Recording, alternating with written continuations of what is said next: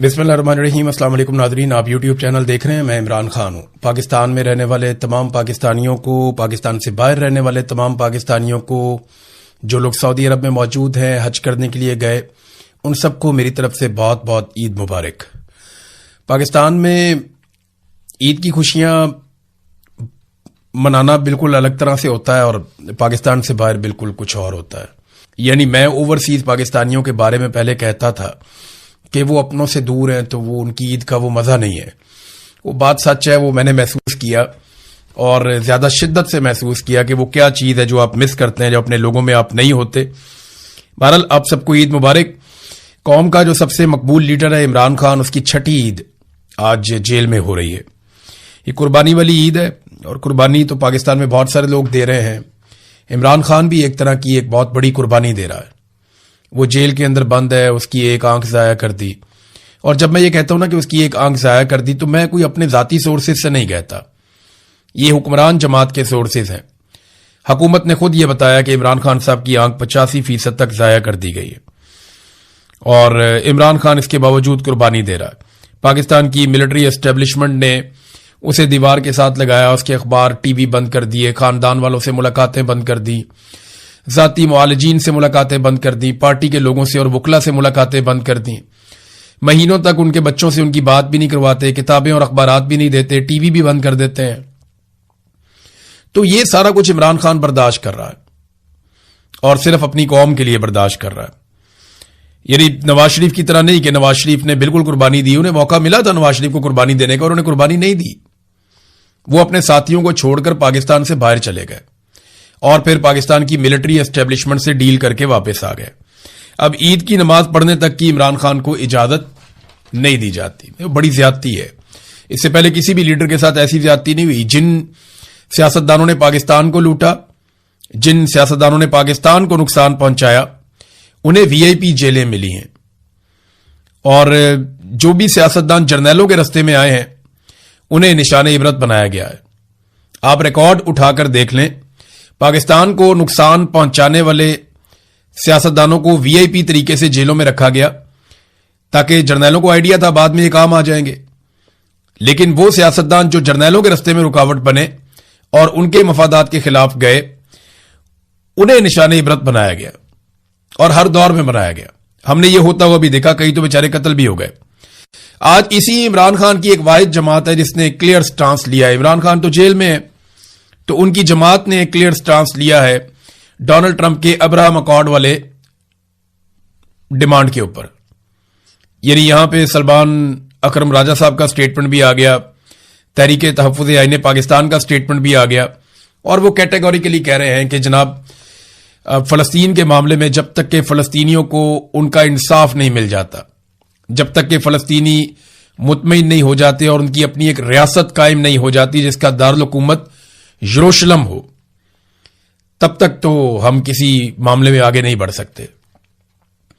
ये बड़ी clear position है पाकिस्तान की।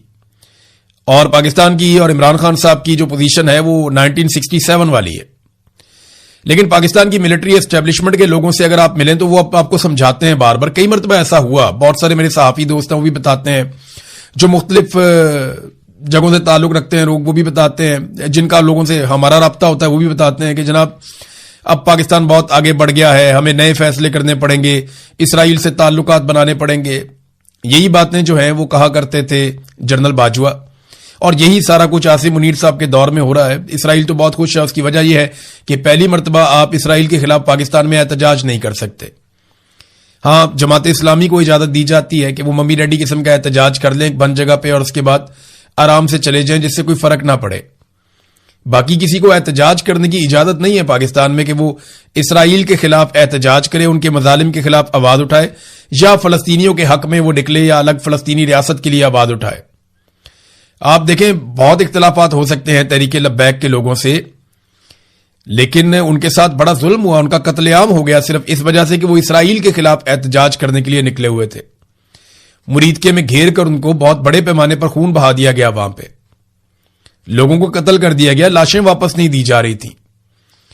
वो रिजवी बरादरान दोनों से मेरे शदीद इख्तलाफात होने के बावजूद मैं उनके हक के लिए हमेशा आवाज उठाता रहूंगा कि वो जबरी तौर पे लापता है। اچھا بہت ممکن ہے وہ کل کو سامنے آ جائیں اور وہ یہ کہیں جناب ہم تو کہیں چھپے ہوئے تھے اور معاملہ طے ہو جائیں. یہ بھی ہو سکتا ہے, یہ بھی ہو سکتا ہے. اور مجھے شرمندہ کرنے کی بھی کوشش کی جائے ان تمام لوگوں سمیت جنہوں نے آواز اٹھائی ان کے حق میں کہ جناب آپ ان کے لیے آوازیں اٹھا دیے تو خود ہی غائب ہو گئے تھے. نہیں, خود غائب نہیں ہوئے. میرے پاس فرسٹ ہینڈ انفارمیشن تھی کہ ان کو ایجنسیوں نے اغوا کر لیا ہے اور اب انہیں جب تک معاملہ ٹھیک نہیں ہو جائیں گے نہیں چھوڑا جائے گا. تو رضوی برادران کو غائب کر دیا گیا, تحریک لبیک کے لوگوں کا قتل عام کیا گیا. ہم نے سارا کچھ ہوتے ہوئے دیکھا. پاکستان تحریک انصاف وہ واحد جماعت ہے جس نے بڑا کلیئر سٹانس لیا ہے اور سب سے پہلے لیا ہے. یعنی فضل الرحمان, جماعت اسلامی سارے پیچھے رہ گئے. پاکستان تحریک انصاف نے سب سے کلیئر سٹانس سب سے پہلے آ کر لے لیا. کیا ہو جائے گا؟ ڈونلڈ ٹرمپ ناراض ہو جائے گا تو کیا فرق پڑتا ہے؟ عمران خان کون سا باہر آ رہا ہے بھئی؟ امریکہ کو پتا چلے کہ یہ ایک الگ پولیٹیکل پارٹی ہے بھئی, ان کا ایک موقف ہے اور ان کی کل کو حکومت بھی آنی ہے. آپ رستہ نہیں ان کا روک سکتے. پاکستان میں عوام کا رستہ کون روک سکتا ہے؟ خواجہ آصف صاحب کے ساتھ ایک کے بعد ایک زیادتی ہوتی ہے اور بڑی سخت زیادتی ہو جاتی ہے. پہلے انہوں نے ایک اسرائیل کے خلاف ٹویٹ کیا, بہت ڈانٹ ٹپٹ کے بعد وہ ٹویٹ ڈیلیٹ ہو گیا. خواجہ صاحب کے لیے بڑی شرمندگی والا معاملہ بن گیا. اب دیکھیں نا, مجھے اس بات پہ اعتراض نہیں ہے کہ خواجہ صاحب کیا ٹویٹ کرتے ہیں اور کیوں ڈیلیٹ کرتے ہیں. میرا پرابلم یہ ہے کہ ایک وزیر دفاع کی ایک عزت ہوتی ہے, ایک مقام ہوتا ہے. خواجہ صاحب اتنی دفعہ ممبر قومی اسمبلی بنے ہیں, آخری 3 مرتبہ تو متنازع ہی بنے, ان کو زبردستی بنایا گیا. 2013 میں بھی ان کی سیٹ متنازع تھی, 2018 میں بھی متنازع تھی, بلکہ انہوں نے خود کہا کہ میں نے تو جنرل باجوہ سے کہہ کے سیٹ لی ہے, اور اس مرتبہ تو خانہ ہی خراب ہو گیا. خواجہ صاحب جو ہیں وہ عثمان ڈار کی والدہ سے بہت بری طرح ریحانہ ڈار صاحبہ سے الیکشن ہارے تھے. بہرحال پھر بھی وہ ایم این اے بن کے بیٹھ گئے. اتنی دفعہ کوئی بندہ ایم این اے رہا ہو, منسٹر رہا ہو, اور اس کے ساتھ اس قسم کا سلوک کیا جائے یا ایسے ٹویٹ اینڈ ڈیلیٹ ہوں اور اس طرح کی چیزیں ہوں تو یہ بڑا معیوب ہوتا ہے. جو چیز مجھے پتا چلی مجھے بہت دکھ ہوا تھا اور میں سخت اس کی مذمت کرتا ہوں. ناظرین, یہاں پہ الجزیرہ نے ایک خبر چلائی خواجہ آصف کے حوالے سے. میں نے پچھلے ویلاگ میں آپ کو کہہ دیا تھا کیونکہ میں نے بھی انہی اخبارات کو پڑھا ہوا ہے. تو الجزیرہ نے خبر چلائی تھی, خواجہ آصف کا ایک سٹیٹمنٹ چلایا تھا, الجزیرہ انگلش کے اکاؤنٹ پہ آیا تھا کہ we have a clear stance that this is not acceptable to us, کہ ہمارا بڑا کلیئر موقف ہے کہ یہ ہمارے لیے قابل قبول نہیں ہے. Pakistani defence minister Khawaja Asif says that he does not believe that Islamabad should join the Abraham Accord, normalizing relations with Israel, reports Indian media. وہ کہتے ہیں انڈین میڈیا نے رپورٹ کیا ہے کہ اسرائیل کے ساتھ تعلقات نارملائز کرنے کے حوالے سے خواجہ آصف نے کہا ہے کہ مجھے یقین ہے کہ پاکستان جو ہے وہ ابراہم اکارڈ کا حصہ نہیں بنے گا, اس کو جوائن نہیں کرے گا. یہ خواجہ آصف نے کہا. اچھا, اب جناب الجزیرہ کی تردید بھی آ گئی. اب آپ یہ دیکھیں نا کہ خواجہ آصف کے کھاتے میں اتنا پیارا سٹیٹمنٹ گیا کہ ہم ابراہم اکارڈ کا حصہ نہیں بنیں گے. مجھے لگا کہ بڑا غیرت مندانہ سٹیٹمنٹ دیا وزیر دفاع نے, اور اس سٹیٹمنٹ کی اور اس کلپ کو لے کر بہت اس کو وائرل بھی کیا گیا. یہ جو ایک سکرین شاٹ ہے, اس سکرین شاٹ کو بہت وائرل کیا گیا, بتایا گیا دنیا کو دیکھیں جی سٹانس لے لیا خواجہ آصف نے. اب الجزیرہ انگلش کو رابطہ کیا گیا تو ان کو بیچاروں کو اپنی یہ ٹویٹ ڈیلیٹ کرنی پڑی. اب وہ کیا لکھتے ہیں, a now deleted Al Jazeera English X post mistakenly quoted Pakistan's defense minister on the Abraham Accord. There is no record of him having made that statement. وہ کہہ رہے جی ہمیں یہ ٹویٹ خواجہ آصف کی حوالے سے جو ہم نے ایک لگا دی تھی ہمیں ڈیلیٹ کرنی پڑی ہے ابراہم اکارڈ کے بارے میں, اور اس طرح کا کوئی ریکارڈ نہیں ملا کہ انہوں نے کوئی ایسا بیان دیا ہو. جس بیان کے اوپر اترا رہے تھے, چوڑے ہو رہے تھے, وہ بیان ہی نہیں ہے بیچ میں. تو میرے خیال میں پاکستان کے وزیر اعظم کو, پاکستان کے وزیر خارجہ کو, نواز شریف کو, آصف علی زرداری کو, بلاول زرداری کو, مریم نواز کو, ان سب کو بہت شوق ہے نا سٹیٹمنٹس دینے کا. تو یہ بیان دے نا کہ ڈونلڈ ٹرمپ نے غلط مطالبہ کیا, جیسے پاکستان تحریک انصاف سٹیٹمنٹ دے رہی ہے. اب یہ فیصلہ کہ پاکستان نے کیا جوائن کرنا اور کیا نہیں کرنا, یہ فیصلہ ڈونلڈ ٹرمپ یا عاصم منیر تو نہیں کریں گے نا. یہ فیصلہ تو پاکستان کرے گا, پاکستان کے عوام یا ان کی منتخب حکومت کرے گی. اب عوام کی منتخب حکومت تو ہے نہیں, تو جو حکومت ہے کم سے کم وہ آگے بڑھ کے سٹیٹمنٹ دے. لیکن جو شخص اس حکومت کو لے کر آیا, اس شخص کی منشا کے بغیر تو, اس کی مرضی کے بغیر تو یہ ہلتے بھی نہیں ہے, تو سٹیٹمنٹ کیسے دیں گے؟ ڈونلڈ ٹرمپ پہ ناظرین امریکہ میں بڑا خوفناک الزام لگا دیا, اور وہاں کے ایک بڑے شاندار اخبار نے لگا دیا. یہ بہت پرانا اخبار ہے امریکہ کا, بلکہ سب سے پرانے اخبارات میں سے ایک ہے, وال اسٹریٹ جرنل. اس نے ڈونلڈ ٹرمپ کے بارے میں کچھ لکھا اور ڈونلڈ ٹرمپ نے اس کا بعد میں جواب بھی دیا بڑے عجیب طریقے سے، لیکن اس کو غداری قرار دیا کہ ڈونلڈ ٹرمپ غداری کر رہا ہے ایران کے ساتھ۔ وہ کیسے؟ وال سٹریٹ جرنل لکھتا ہے کہ ایران کے ساتھ ٹرمپ کا جو مجوزہ معاہدہ سامنے آ رہا ہے یہ غداری کے مترادف ہے، اور یہ بہت بااثر امریکی اخبار ہے۔ اس نے اس کا جو ایڈیٹوریل ہے یا اداریہ جو لکھتے ہیں وہ لوگ، ان کی ٹیم نے یہ اداریہ مشترکہ طور پہ لکھا، اور انہوں نے کہا جی ٹرمپ انتظامیہ کا ایران کے ساتھ جو متوقع معاہدہ ہے اس کا جو منصوبہ ہے یہ غداری اور فریب ہے۔ اس ٹیم کا جو اداراتی ٹیم ہے اخبار کی، اس کا یہ ماننا ہے کہ اس بات کا خطرہ موجود ہے کہ واشنگٹن ایک مکمل جوہری معاہدے پر دستخط ہونے سے پہلے ہی تہران پر سے دباؤ کم کر دے گا۔ وہ کہہ رہے ہیں جی اس میں آپ دباؤ کم کر دیں گے ایران کے اوپر سے تو وہ جوہری معاہدے کے اوپر آپ کوئی نتیجے پہ نہیں پہنچ پائیں گے یا وہ پریشر نہیں ڈال پائیں گے۔ دوسرا وہ یہ کہتے ہیں کہ اگر آپ ناکہ بندی ختم کرتے ہیں اور ایران کو مالی سہولتیں جیسے اس کے اثاثے بحال کرنا یہ چیزیں کرتے ہیں تو پھر آپ ایران کے اوپر دباؤ نہیں ڈال پائیں گے۔ یہ اقتصادی امداد ہوگی ایران کی اور وہ اپنی معیشت کو مضبوط کر لے گا، جو کہ ایک حقیقی غداری ہوگی۔ ایرانی عوام سے زیادہ امریکی مفادات کے ساتھ یہ غداری ہوگی۔ یہ بات اخبار نے بڑا کھل کر لکھا۔ وال سٹریٹ جرنل کا ماننا ہے کہ اگر ایران کو دوبارہ آزادانہ طور پر تیل بیچنے کی اجازت مل گئی تو تہران پر اثر انداز ہونے کا واحد بقیہ حربہ صرف ایک نئی جنگ کی دھمکی ہی رہ جائے گا اور کچھ بھی نہیں آپ کر سکیں گے۔ اگر وہ تیل بیچنا شروع ہو گئے تو ویسے تو وہ بیچ رہے ہیں، لیکن ناکہ بندی کھلے گی تو صورتحال کچھ اور ہو جائے گی۔ اب ڈونلڈ ٹرمپ کا جواب دیکھیں، یہ بڑا انٹرسٹنگ ہے۔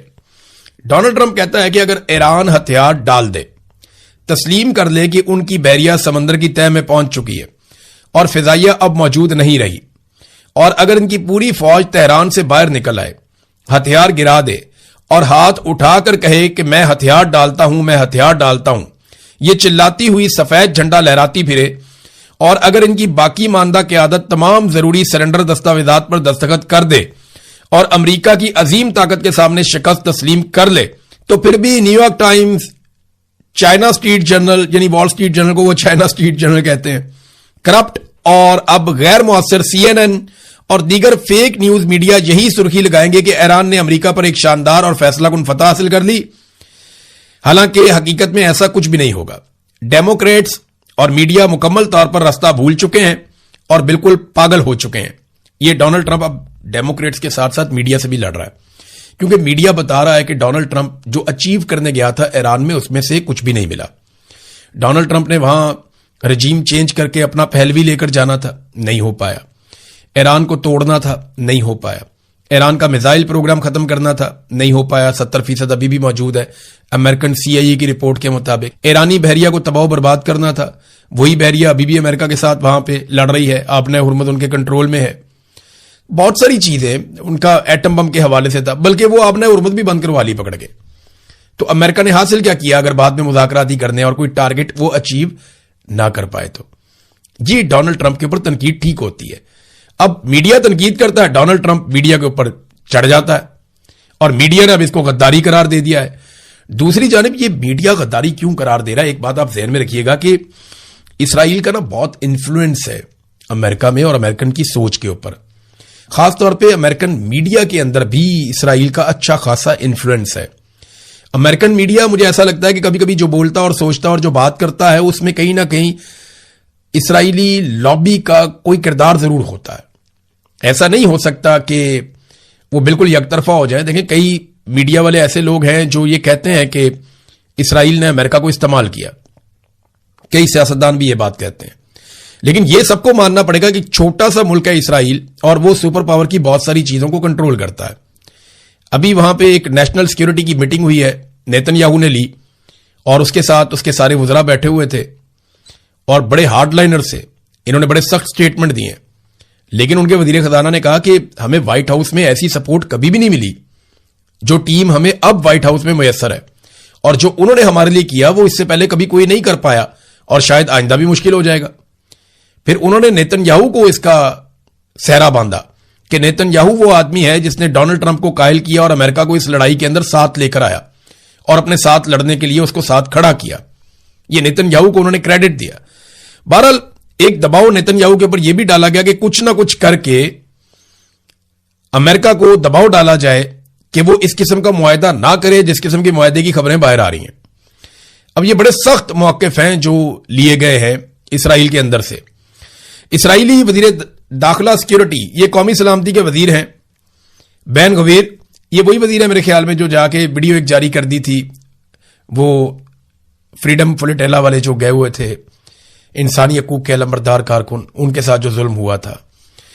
تو اب یہ کہتے ہیں جی حزب اللہ کے حملوں پہ انہوں نے بیان دے دیا. انہوں نے کہا جی میں نیتن یاہو سے مطالبہ کرتا ہوں کہ ٹرمپ کو فون کریں یا ان کے پاس جائیں، ان کے سامنے میز پر ہاتھ ماریں اور زور دے کر کہیں، یہ واضح کر دیں کہ ریاست امریکہ یہ سب قبول کرنے کے لیے تیار نہیں ہے، نہ ہی وہ اسے برداشت کرنے کے لیے تیار ہے.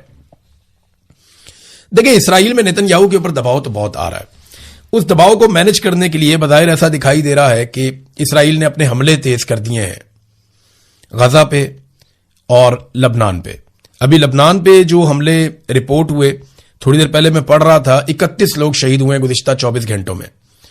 اسی طرح غزہ میں ایک بڑی مصروف جگہ کے اوپر گلی میں جہاں پہ بقرہ عید کی قربانی اور یہ وہ چیزیں وہ اکٹھے ہوتے ہیں لوگ، تو وہاں پہ بھی حملہ کیا گیا. وہ بڑا شدید حملہ تھا اور اس کے اندر ابھی جانی نقصان رپورٹ نہیں ہوا، پراپر خبریں ہمارے پاس نہیں آئیں. تو غزہ پہ یا لبنان پہ اسرائیلی اٹیک بہت تیز ہو گئے ہیں. شاید وہ ایران کے ساتھ لڑائی میں جو سبکی ہوئی ہے اس کو مٹانے کے لیے یا اس خفت سے جان